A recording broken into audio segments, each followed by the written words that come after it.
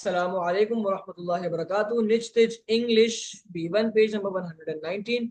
Read the sentences and use them. इस page में से कुछ सेंटेंसेस दिए हुए हैं. एक्टिविटी ये है कि इन सेंटेंसेस को पढ़ें, इनके माने को भी समझें और फिर इनको अपने रोजमर्रा की जिंदगी में अपने उस्तादों के साथ, अपने दोस्तों के साथ इनको इस्तेमाल करें. आइए देखिए. He eats rice. She drinks water. They go to school. We watch TV. He travels to Japan. She cooks dinner. They play soccer. We read books. He studies English. She writes a letter.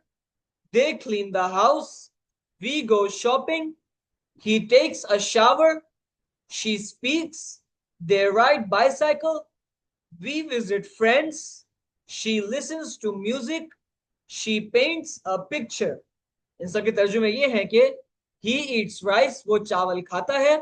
She drinks water, वो पानी पीती है. They go to school, वो सब school जाते हैं. We watch TV, हम TV देखते हैं. He travels to Japan, वो जापान का सफर करता है. She cooks dinner, वो खाना पकाती है. They play soccer, वो फुटबॉल खेलते हैं. We read books, हम किताबें पढ़ते हैं.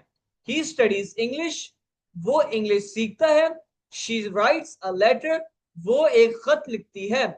They clean the house, वो घर साफ करते हैं. We go shopping, हम खरीदारी के लिए जाते हैं. He takes a shower, वो एक शावर या लेता है या वो नहाता है. She speaks, वो कहती है. They ride bicycle, वो साइकिल चलाते हैं. We visit friends, हम दोस्तों की जियारत करते हैं. She listens to music, वो गाने सुनती है. She paints a picture, वो एक तस्वीर बनाती है. सेंटेंसेस को पढ़ने के बाद आगे लिखा है यूज देम, के इन सेंटेंसेस को अपने रोजाना के मामूल के हिसाब से उनको इस्तेमाल करें.